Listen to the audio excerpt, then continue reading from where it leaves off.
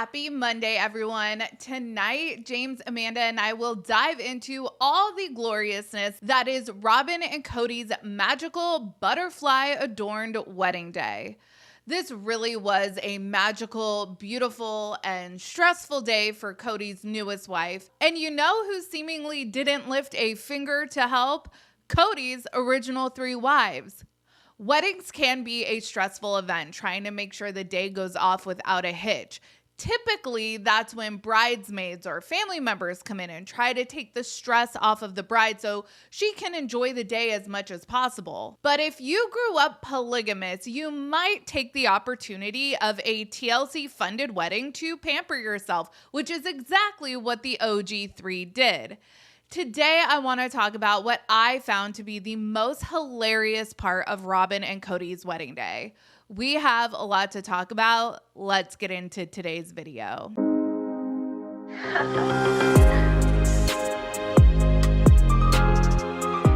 Hey everyone, what's up? It's Sarah and welcome back to my channel. Bear with me with the lighting and everything. I'm switching up my background. My cat absolutely destroyed my couch, so we just can't have nice things. So I changed it up and I'm working on it, but I'm still working on lighting, so just bear with me. And real quick, before we jump into today's video topic, we need to talk about TLC casting for a hot second. I previously had made a video on Justin and Becky Ryan. I think I titled that video TLC's most problematic casting choice.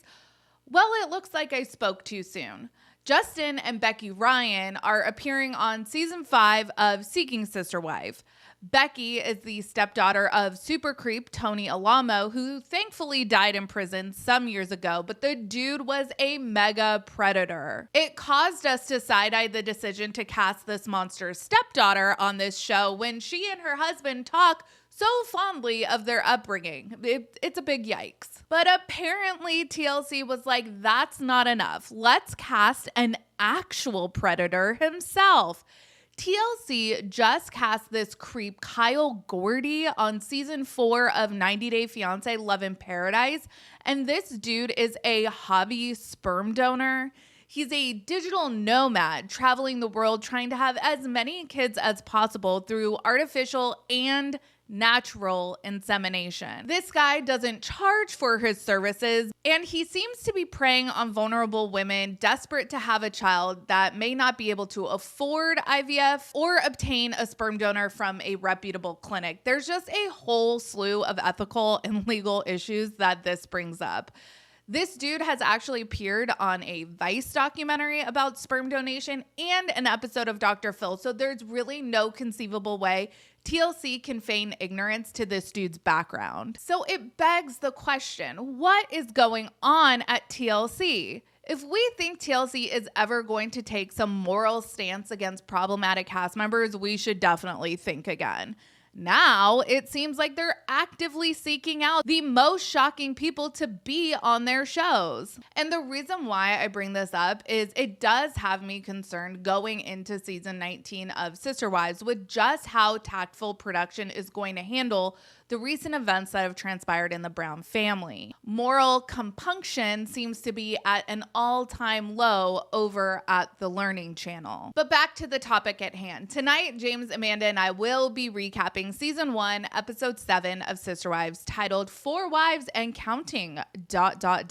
This is the episode that depicts the magnificent celebration of Robyn becoming Cody's 4th wife. Yet, according to the episode title, with that clever use of an ellipsis, it would appear at least production wasn't closing the door on the possibility of even more wives joining the fold. Wouldn't that have been something to have watched Robyn have to deal with being sidelined while Cody courted someone younger and even more fertile than her? I mean, she still is the last wife standing, so I guess never say never. Based off of Cody's interview that he did with Mormonism Live, he claims to know a bunch of successful polygamists, and he seems to blame a series of bad matches for his failures in plural marriage. Could it be conceivable that Cody dip his toe back into the plural marriage pond? I don't know. He seems to be very opposed to the idea, but he doesn't disavow the lifestyle. He just thinks he got a bad batch of wives. Could a Robyn 2.0 convince him love really can be multiplied and not divided? I mean, the chances are low, but they're not zero. I remember when I got married, my bridesmaids were running around doing their absolute darndest to make sure the day went off without a hitch. I actually had a day of coordinator, and my mom was overseeing a lot of this setup. It was all hands on deck, and I was very blessed. I know this isn't always the case to have so many helping hands, but hopefully a bride does have some help the day of. Well, Robyn did not. Despite having 3 sister wives to be, Robyn was left to get herself and her children ready largely on her own, while the OG3 got to enjoy a day of pampering. And honestly, this was just hilarious to behold. So while Cody and Robyn had to do stuff at the reception to get ready, the 3 of us and kids and stuff, we went to the salon to get pampered. That was the first time most of us had been to a salon to like get our hair done. It was way fun. I need your help, Aurora. I need your help, Aurora. I need your help, Aurora. Don't fight, please. I'm sitting in the bathroom with the kids, and I'm just like going, why am I alone? And really, truly, if she would have said, can you please come over and get the kids? Well, sure, no problem, but we didn't know. Get away from my door. Right now. Go. Out. So glad God invented peripheral vision. I can understand that for Janelle and Christine, they did not have weddings like this, so they probably didn't really consider the fact that Robyn might need help putting on such an extravagant affair.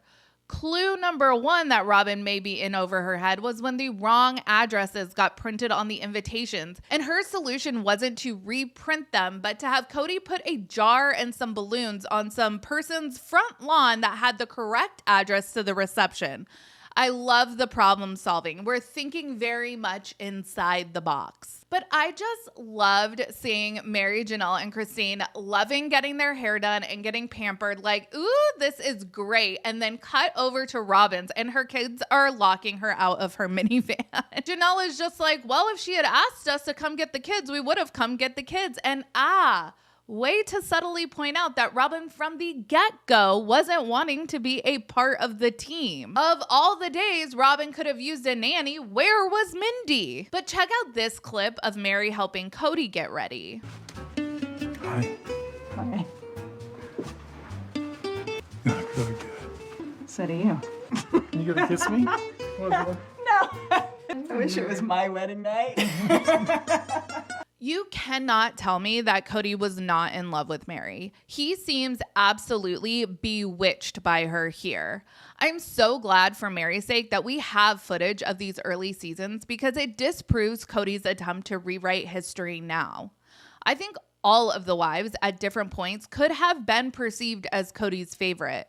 Robyn has just stayed in that position for the longest. And going back to what I said at the beginning of this video, I think it's entirely possible that Cody's attention could be diverted from his family for another woman yet again. While I find this moment on Robyn's wedding day to be hilarious, Robyn running around with no help, I don't actually really feel all that bad for her. First of all, this is your 2nd wedding and you're becoming a 4th wife. The pomp and circumstance, given the circumstances, is a bit much, especially given the fact that Cody's 2nd and 3rd marriages had nowhere near this level of pizzazz. But why not have a big to-do if production is willing to pay for it, right? I'm not even going to hate on that. Even if it's completely unfair to Janelle and Christine, make it a big family celebration, right? So if you look at it through that lens, literally Mary, Christine, and Janelle got 13 kids ready for this family event plus themselves, while Robyn only had to worry about herself and 3 kids. Again, I must point out how it was deemed more helpful to send Cody off to deliver the jar of address corrections rather than him risk messing anything important up. I love that. So I'm really not feeling all that bad about Robyn not having any help when you look at it through the lens of this being her 2nd marriage, she's becoming a 4th wife, and the focus was really supposed to be on a big family celebration. Looking at it like that, I see this as Robyn victimizing herself yet again. Woe is me for having no help when in actuality, the OG3 were tasked with doing 4 times as much work as she was. Anyways, I cannot wait to discuss this episode more in depth tonight, so I will see you back here at 7 p.m. Eastern. As always, let me know your thoughts down in the comments. Make sure you like this video and subscribe to my channel. Be sure to check out my second channel, Sarah Spills. A link for that will be in the description of this video. Follow me on Instagram, Threads, and X at Reality Squad, and I will catch you guys in the next video. Take care. Have a good one. Much love.